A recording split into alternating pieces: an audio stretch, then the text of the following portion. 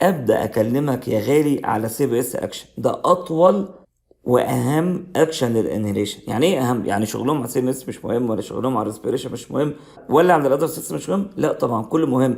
بس عايز اقول لك عشان في كميه ديبيت هنا ما بين دكاتره التخدير مش مجمعين المعلومات كويس زي ما انا هعرضها عليك بفضل الله عز وجل، بالاضافه لاسئله الام سي كيو في حته السي بي اس دي كتير جدا، فاحنا باذن الله هنتمكن منها لدرجه انك هتبقى كل يوم وانت بتفتح انهيليشن عيان بتراجع على الاكشن اوف سي في اس 1 2 3 4 لغايه ما تشربها شرب بفضل الله عز وجل. ما اروع النظام، احنا ناس منظمه جدا. فانا عامل لك يا سيدي 8 بوينت هنا في سي في اس، في كمان رقم 9 هارت ريت عملتها لك سلايد لوحدها لان فيها تفاصيل كتير قوي. طيب نبدا بسم الله الرحمن الرحيم. اول كلمه بنقولها دايما في اكشن على اي سيستم، دوز ديبندنت، يعني حسب الماك اللي انت فاتحه العيان. يعني مش شرط اقول لك ان السيفو بيعمل كده بيعمل كذا على سي ان اس والريسبيريشن سي بي اس، كل ده بيحصل له. ممكن يكون الماك اللي انت فاتحه قليل ما بيعملش الكلام ده، ممكن يكون ماك كبير يعمل الاكشن ده بجرعه اكبر. عشان كده اهميه كلمه دوز ديبندنت. طيب اول معلومه بتقول ايه؟ كل الانهليشن انستيك يعني جازس اند فولوتايل بيروحوا للاسف يعملوا مايكاردال ديبريشن. عشان كده انت شايف الهارت بيعيط، وبالتالي يقلل الكونتراكتايل باور، وبالتالي يقلل مين؟ الستروك فوليوم.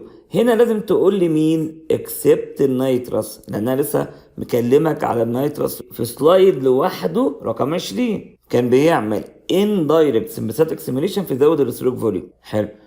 تاني معلومه، هما برضو بيروحوا يشتغلوا على بلاد فيزل، يعملوا فيها ايه؟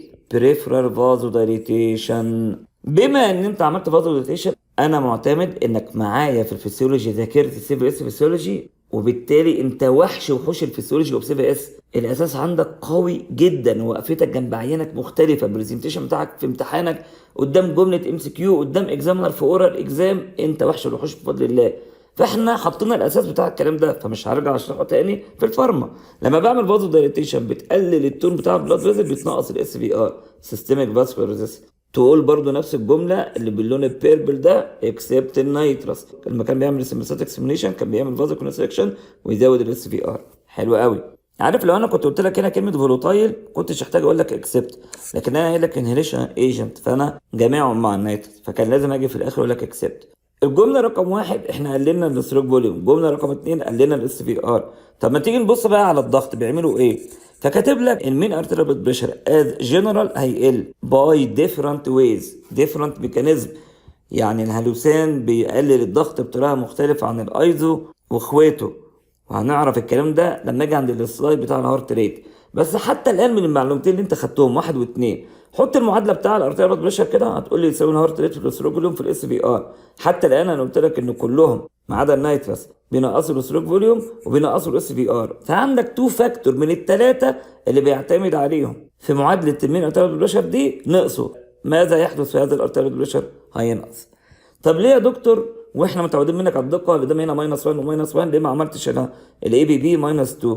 بصراحه لان لسه في تغير هيحصل في الهارت ريت انا ماجلها لما اجي عند السلايد بتاعته، وفي الاخر نعرف الكونكلوجن ايه اللي هيحصل في الارتيريال بريشر. يفرق من غاز للتاني، لكن كلهم بلا استثناء بيوقعوا الضغط عن طريق نقص الستروك فوليوم ونقص الاس في ار. برضه حط الجمله بتاعتنا اكسبت النيترس. النيترس كان يزود ده وده وده عن طريق السمباثيك، فالنيترس كان يزود الضغط هو والكيتامين زي ما قلت لك. حلو قوي. ادي اول 3 جمل في منتهى الروعه، تبقى عارف ان الفولاتايل بتاعتك فازو دايليتور ومايكاردال ديبريسنت، فبينقصك الضغط بطريقتين حتى الان كلهم كده ما عدا النيترس. نيجي للمعلومه الرابعه والخامسه. الرابعه والخامسه ما هي الا اعاده صياغه للاولى والثانيه، بس احنا بنغطي كل جمل الام سي كيو. قول لي ازاي. المعلومه الرابعه اعاده صياغه المعلومه الاولى، مش كنت بقول لك كلهم بيعمل مايكاردال ديبريشن؟ قول لي بقى مين قبل مين، مين اكتر من مين، لان ده بيجي في الام سي كيو. فقمت عملت لك تقسيمه جميله جدا. هلوسان اكتر واحد يعمل لك مايكاردال ديبريشن، يليه الانفلورين. المفروض احفظ الحاجات دي. ايوه حضرتك. يليه ايزو ثم ديس ثم سيفو. يبقى اقل مايكاردال ديبريشن كان المحترم الجميل اللي هو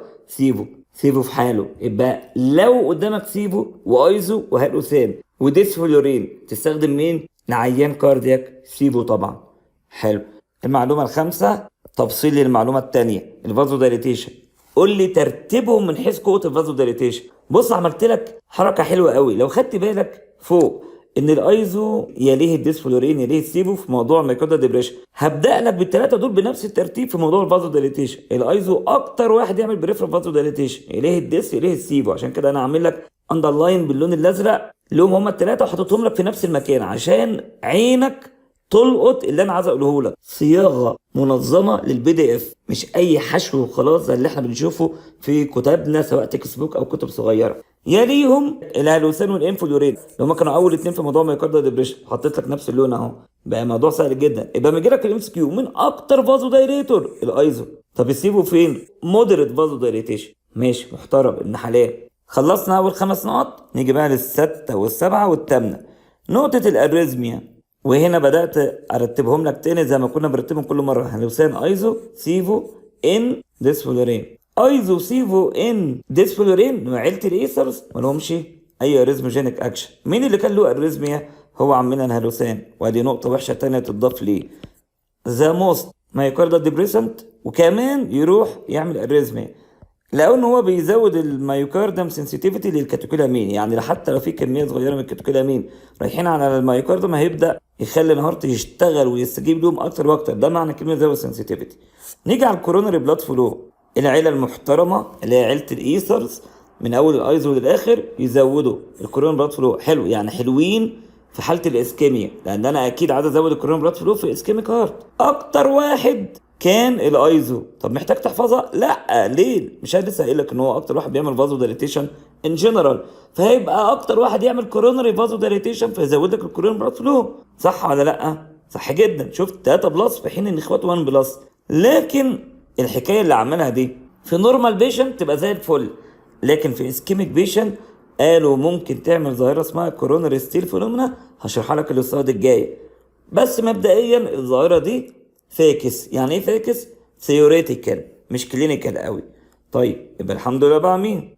الا ان احنا لقينا ان في مصيبه فاجئنا بقى منها الهالوسان. يا عمي مصيبك كترت، مره مايوكاردال ديبريشن بعنف، مره اريزميا. المصيبه الثالثه انه الوحيد اللي بينقص الكورون بلاد فلو. ينقص يعني حتى ما سابوش في حاله، لا ينقصه حرفيا. لكن هقول لك اطمن. هتقول لي اطمن ازاي؟ مش هو كده نقص لي الاكسجين سبلاي؟ ايوه، لكن بما انه كان اكتر واحد بيعمل مايوكاردال ديبريشن فبيخلي احتياج الهارت ده للاكسجين قليل قوي، بينقص الاكسجين نيد اكتر من نقص الاكسجين سبلاي. فلما تيجي تعمل البالانس ما بينهم تلاقي النيد قل بطريقه اكتر من السبلاي اللي قل. فاحنا لسه ستيل سيف في العيان الاسكيميك هارت سيز. يعني لو قال لك كل فولاتايل سيف في الاسكيميك هارت سيز قول له ايوه. عند مجموعه الايثر كانوا يروحوا يعملوا كورونري فازو دايليتيشن عن طريق البريفرال فازو دايليتيشن اللي كانوا بيعملوه في الخطوه رقم 5 والخطوه رقم 2. حتى اللي وحش اللي فيهم اللي هو الهالوسان الالكان اللي كان بينقص كورونري بلاد فلو، لكن ستيل الاكسجين نيد قل اكتر من الاكسجين سبلاي، فاحنا في الامان. طبعا موضوع الاكسجين نيد وسبلاي ارجع للفسيولوجي في موضوع الكورونري سيركيليشن واعرف الميكانيزم اوف البالانس بين الاثنين وازاي احافظ على القصه ديت في عيان اسكيميك. فيديو رائع جدا. اخر حاجه ظاهره اسمها بري كونديشننج انستيزيا، واقصد بقى انهيريشن انستيزيا. البري كونديشننج ده ظاهره حمايه للهارت اجينست الاسكيميك تايم اللي بيتميز بيها في كل الانستيزيا هي الانهيريشن انستيزيا. كلهم بيعملوها. يس يس يس يس يس. الحمد لله يا عم الهندسه ان انت عملتها انت كمان. طب ايه تفسيرها؟ هشرحها لك السلايد الجاي. يبقى خلاص السلايد دي كلهم بيعملوا مايوكاردال ديبريشن ما عدا النيترس فنقص الاس في.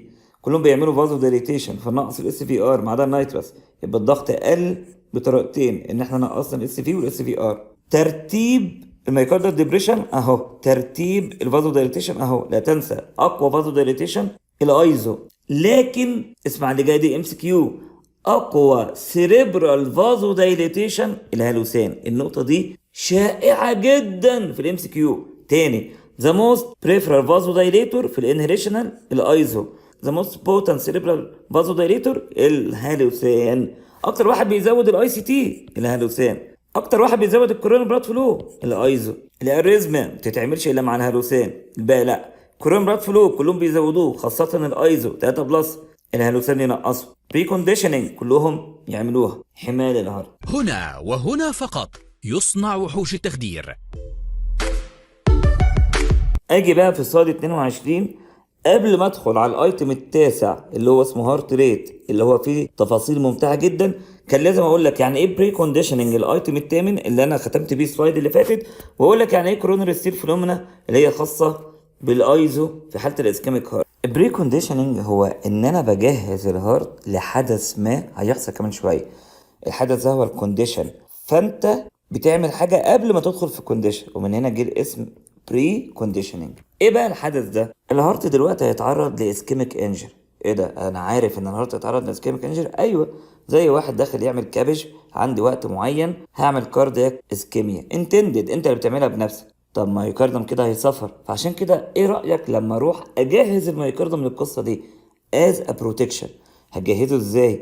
لو حد فاكر موضوع الاسكيميا الرائع والجميل في السي ان اس، لما قعدت اشرح لك عن ايه سكند برين انجن، وقلت لك الاسكيميا بتحصل ازاي والبروسيس بتاعتها والكلام ده في الفسيولوجي تقدر ترجع له، جيت في الاخر قلت لك ان الاسكيميا بيحصل فيها حاله من الديبولاريزيشن، وبالتالي يحصل كاسكيد من الاحداث وصوديوم انفلكس وريليز اوف اكزيتاتوري كيميكال ترانسميتر زي الجلوتاميت والكلام ده مش في السي ان اس، الكلام ده يحصل في كل التشو مش بس في السي ان اس.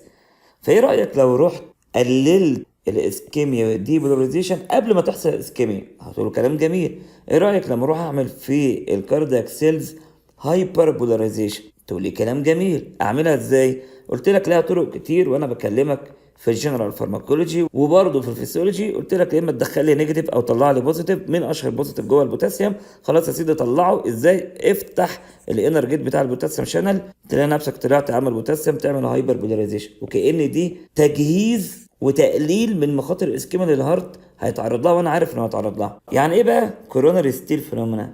وبيسموها انتي روبن هود، عكس الروبن هود. هقول لك القصه كلها. الرسمه دايما اروع من الكلام والدش، بس انا عامل لك بي دي اف فيه كلام منظم جدا وشرح رائع للطريقه اللي انا بقول بيها. الكلام ده انا مش كاتبه من كتاب، لا، انا واخد المعلومه اللي في الكتاب وبقول العرض بتاعي اللي المفروض يتكتب باي كتاب، اللي يتماشى مع المايند سيت بتاعك، مش نظام احشي معلومات في الكتاب وخلاص. بص يا جميل، الرسمه رائعه. ده اسكيميك سيلز زي ما انت شايفها زعلانه كده، اما دي نورمال سيل مبسوطه الحمد لله. ده البلاد فيزل بتاع الاسكيميك، بيتميز مع كتر وقت الاسكيميا ان كل شويه يحاول يدخل دم اكتر فيعمل فازو دايليتيشن لغايه ما يوصل لمرحله بقى ماكسيمم فازو دايليتد. وخاصيه تانية لازم نقولها انها اسمها الرياكتيف، والكلام ده شرحته لك في السي فيسيولوجي برضه. يعني ايه الرياكتيف؟ يعني يجي عليه ماده ما تقول لها اعملي فازو كونستريكشن فازو دايليتيشن، لا انا مش لعبه، انا الالاستيك بتاعتي باظت خلاص من كتر الاسكيميا اللي موجوده. ماشي. اما النورمال بلاد فيزل في النورمال اريا لا، رياكتيف الحمد لله، يعني تقدر تستجيب للدايليتيشن او الكونستريكشن، يعني ممكن يحصل فيها مور فازو دايليتيشن. لما يجي دواء زي الايزو هيقول لهم يلا يا شباب اعملوا فازو دايليتيشن، مين اللي هيستجيب؟ البلاد فيزل بتاع الاسكيميك اريا مش هتستجيب لانها رياكتيف، يعني مش هيحصل فيها دايليتيشن اكتر من اللي عليها. اما حبيبه قلبنا النورمال بلاد فيزل بتاع النورمال اريا هتبدا توسع زي ما انت شايف كده. بص كده، في انتر كونكشن طبعا وكولاترال بتوين البلاد فيزل، ده حجمه كده وده حجمه كده. ايه اللي يحصل؟ البلاد يبدا يسيب الاسكيميك اريا ويروح في المور فازو دايليتد بلاد فيزل اللي هي بتاع النورمال اريا. عارف انت عملت ايه؟ انت خدت دم من الاسكيميك اريا واديتها للنورمال. انت كده بتسرق من الفقير وبتدي الغني بالظبط. عشان كده سموها ستيل فينومينا. فين؟ في الكوروناري. الكلام ده مش مع الايزو بس بصراحه، مع اي كوروناري فازو دايليتور، يعني معاهم كلهم، بس بما ان الايزو كان هو الموست بوتنت كوروناري فازو دايليتور والموست بوتنت بريفرال فازو دايليتور بصفه عامه، فتوصف الظاهره ديت مع الايزو. اخس عليك يا ايزو، طلعت بتسرق من الاسكيميك ريجون اللي محتاجه دم وتودي الدم للنورمال اريا. ده كده توزيع عادل؟ اطمنك اقول لك ان الكلام ده ثيوريتيكال يا عزيزي، وادي الشرح بتاع الكلمتين دول. كان عندنا واحد اسمه روبن هود، شرحته لك كتير برضه في سي ان اس فيسيولوجي.